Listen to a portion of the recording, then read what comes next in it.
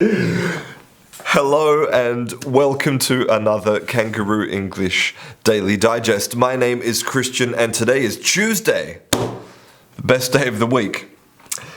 Now, in my previous Daily Digest, I talked about this paper, which explains why it appears that people from some languages speak faster than others.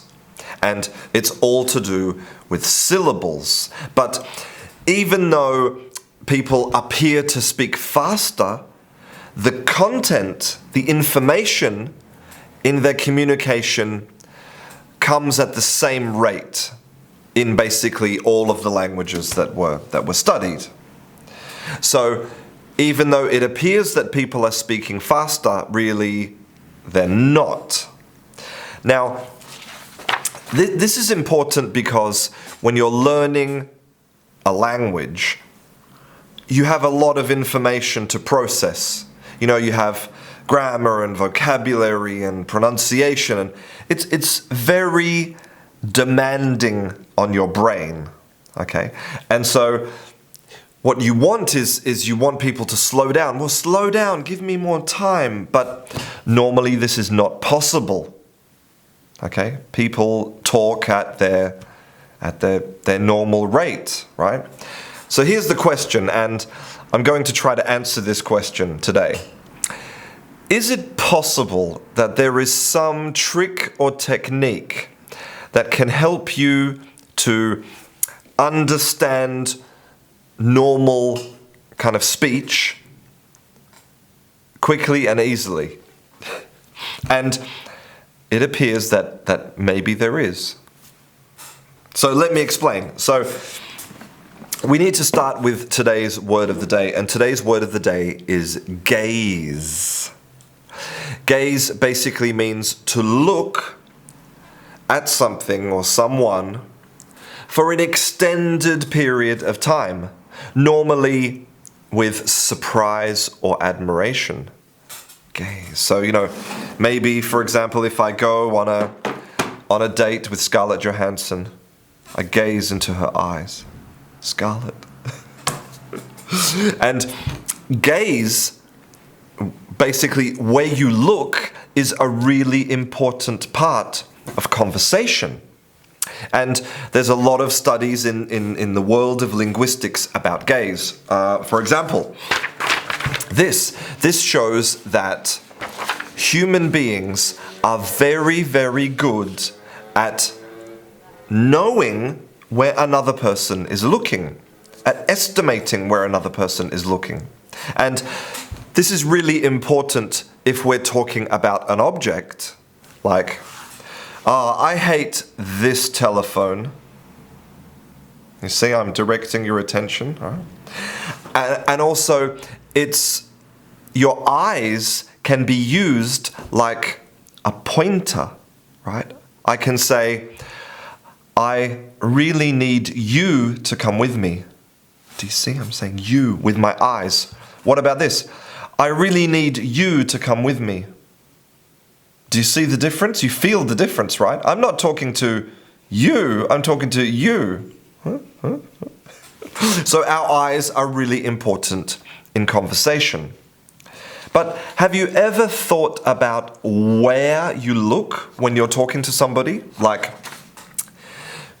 you've probably had that uncomfortable experience, like maybe in a job interview or with like the friend of a friend, or maybe with somebody that you are attracted to. And you're like trying to have a conversation, but you don't know where to look. You know, your eyes feel uncomfortable, like, should I look at their eyes? Should I go?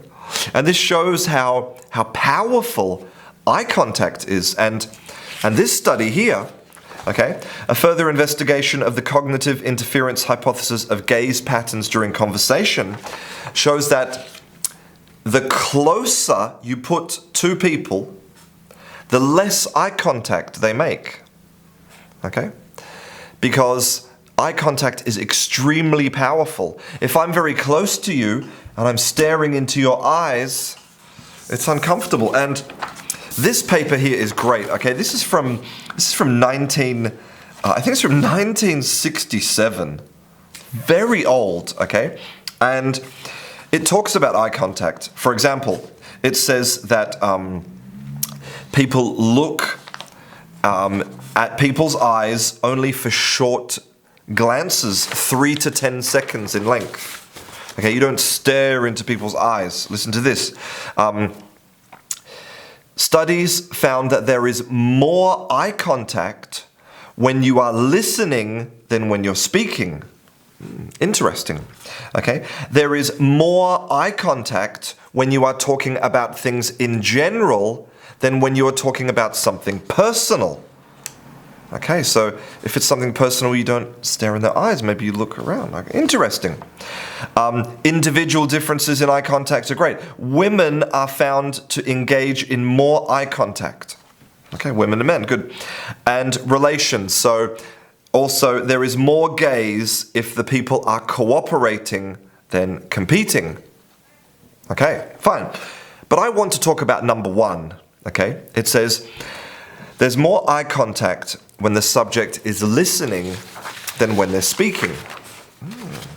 Okay, so when you're listening to someone talk, you look into their eyes because it shows that you're engaged. And you can use your eyes to point at other things, but generally you look in their eyes. Now, yesterday I was on the website Reddit, okay? And there was a post in the language learning section, and this is what it says. Having trouble understanding someone in another language, look at their lips. And basically he tells the story about he's learning German, and he's in this conversation, and he can't understand the woman. So he decides to stare at her mouth, at her lips, and suddenly he can understand everything. It's like magic. And I read this and I thought, come on. But the crazy thing is that this post blew up. What it means is there are 191 upvotes, which is significant for this particular subreddit, and 29 comments. And all of these comments are from people saying, oh my God, what is this magic? How does this work? I can't believe I've never tried this before. Why do no teachers ever teach this technique?